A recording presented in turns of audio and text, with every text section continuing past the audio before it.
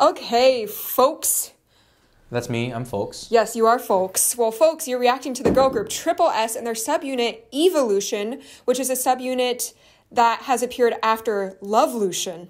Oh, because Evolution? No, because you're evolving. Yeah, Evolution well, but and that's Lovelution. evolution. But evolution is evolving. Yeah, what's the joke? Oh, it's love, like I see EV. Yeah. So the first love. subunit was Lovelution, and then this one's Evolution. You know, I wouldn't understand that if I didn't know the context of the previous album, so it's cool for the fans. So this is, once again, a subunit chosen by fans. This is their 2023 title track, Invincible, off of their mini album, Mujuk, which means an unbreakable self.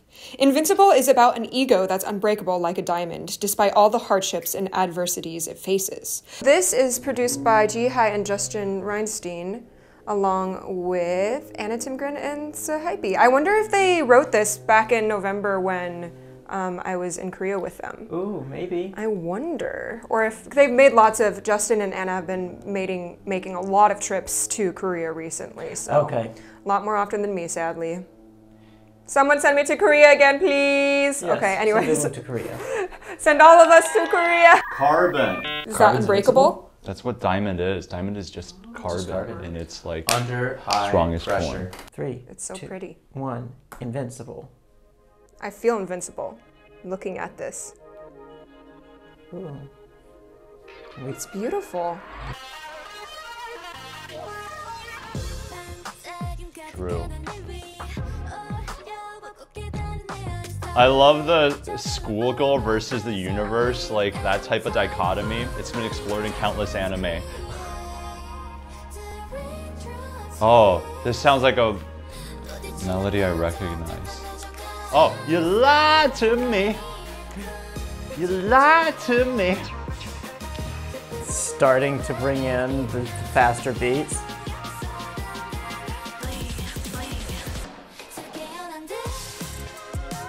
That was a cool percussion lead-in with a woodblock reverby sound. I've never really heard that before. Yeah, I'll try to think about what it was. What is that little synthy winthy thing?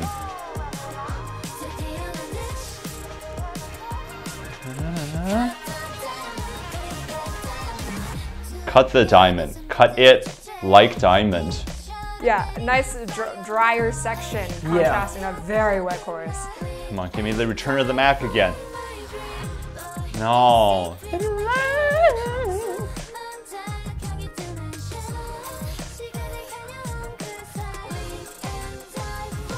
Ooh. Yes. Oh. Just diamond. Oh yeah. The Mac has returned indeed.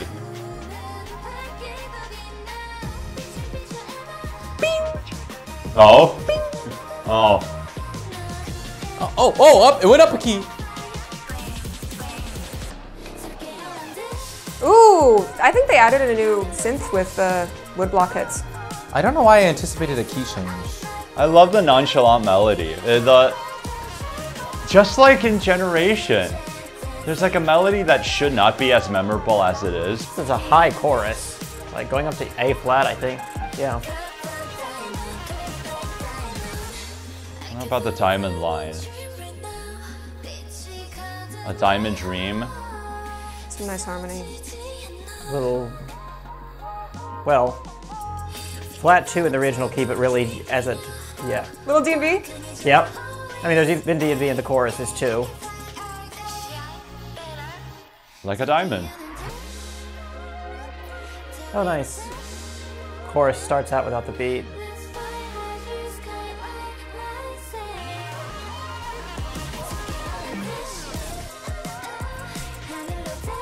I got goosebumps on that hit.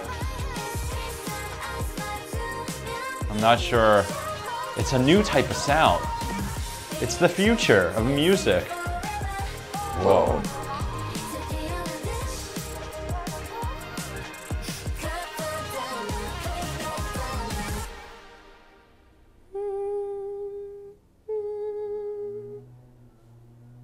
Ending unresolved. I like that little trailing off of the... That's the sound of the tapering off. It's a cut like time. Oh. And then the final sound is actually this interval, which is neat. Okay, so here's the thing.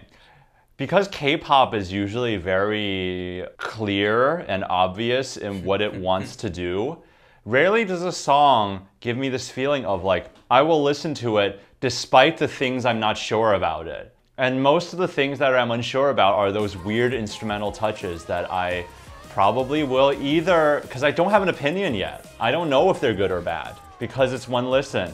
Yeah.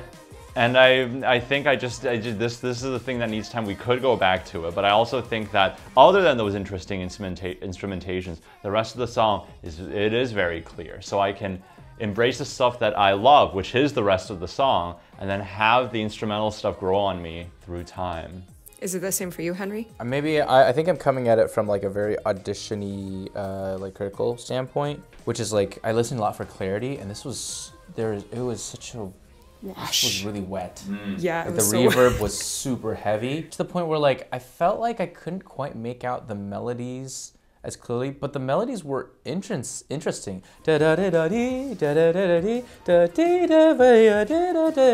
like the contour is lyrically stimulating, in a good way. Like lyrically, like lyricism. Lyricism, not the like, text. I don't know the text at all. But it seems like it has a nice contour. They use like good sentence structure and like antecedent consequence. It makes sense. The melody makes sense, and it leads the ear well. This production style with the majority of the vocal line being that high head voice register reminds me of the production Jihai did for Lunatic. Yeah. Lunatic. It didn't feel like a pop song to me. This felt like an atmosphere, very similar to, I think, some of Jihai's past works. I didn't feel really any energy build except for like the hits, and then it kind of settles back down. The contrast between like sparse beats and drum and bass felt like the same energy, yeah. Really? Yes. But monotone, not in a bad way. Like, this is very much, it's something like where I'm surprised to see it having choreo, because I just imagine just like floating in space to this song. It could be just like the whole thing's very floaty and like nice, but doesn't have that drive for choreography, doesn't have that sort of spark of like title track vigor. But I feel like the drum and bass completely changes that, like, because it contrasts between like things are floaty and light, and things are like very energetic on the beat side, but still light and floaty in the vocals. It feels like it's a really good balance of keeping a consistent element, so it's not just like, here is one song, here's a different song now. Sorry. That woke me up. I'm awake! So like, it feels like it's the same song, but there's a big shift in energy going up to the choruses. And then the last one does start out with the just floaty for the beginning, but then, like, that's not an uncommon trick, is start out with the chorus, the last chorus lighter, and then have the beat come in. This was a pretty long, I think, delay. Like, this was 4 or 8 bars for the beat to come in, but we've heard lots of final choruses where it's like, it makes you wait, because you know the beat's coming, like, you know basically what it's supposed to feel like, and they're like, no, wait for it, boom, beat comes in. It's a really fun beat. There's a very apparent bass line, and the melody seems interesting and be fun to sing along to, but I wish there was more clarity to let that stand out. It was just such a reverby mix. So the interesting thing about the nightcore sort of drum and bassy double time is I felt like that percussion was really clear. That was clear, yes. Yeah, it's was just really the singing compared to the rest of it. And there's always like a velvety layer of like almost like a synth string pad. Yes, yeah, there's like a pad the entire way through. I do think the cool, entire production is something that isn't usually the type that I like, but I do enjoy the song despite that. I don't know if Jihai's also on the vocal. Actually, no, I'm pretty sure Jihai is on a vocal production. Does vocal production too, because I think I remember him talking about that. But I feel like he's really good, or whoever did it is really good at having voices sit very high and not become harsh or biting. True. Because like sometimes with production, they're trying so hard to get that big bright sound that the high notes just sound screamy. And it's not like, yes, obviously, I'm sure the girls are doing a good job singing too, but like I've heard it with people who I know as singers don't have that problem. but it can become an issue. And like this, everything felt like nicely blended, not artificially darkened, but never harsh. I'd like to do a second listen to help me. I would too. Okay, great. 3, 2, 1.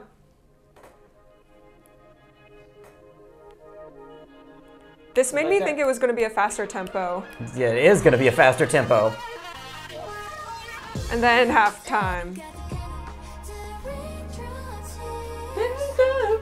There's It a lot is of like, echo. yeah, not there's just some reverb, early echo. grime / lunatic type vibes. Yeah, the voices are deliberately made to not be clear. Octave doubling. Yeah, see, I love that melody. Da, da, da, da, da, da. That's really cool.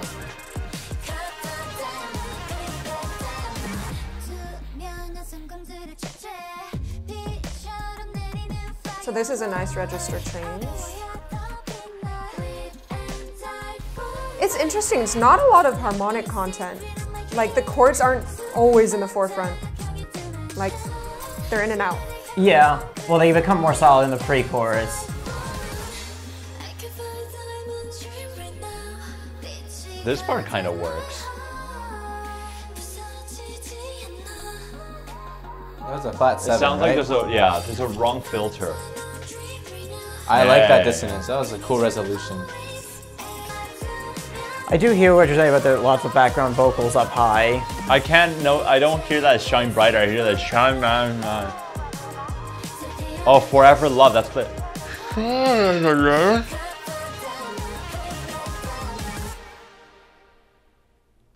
And there is a more active bass than I was remembering in the chorus. Yeah. Like I had thought maybe it was mostly just like the kick saying down there, but there's a good bit of bass. Like it's not a huge... It isn't loud enough for me. I prefer something more grounded when we do have something up higher, especially since we had so much high register melody in the pre-chorus and then we just stayed there for the chorus. So I wish there was something louder in the lower register to ground us even more. Just throughout, I think also the fact that the vocals stay in the same character throughout the entire song, that's what prompted me to think that's where I was feeling like I was floating in space and not really moving everywhere, because it's a similar vocal timbre throughout, it's a similar dynamic level, there's like a similar amount of background vocals, the harmonies don't really ever change character, it's always just very flitty and soft, and that's why I felt like we didn't really have any energy changes, but I think maybe that's not supposed to be the point. I think the point is to feel like you're flying and just floating and just up in the air while moving forward with the D&B percussion. But when it comes to me, I'm like, I don't see where I would picture myself listening to this.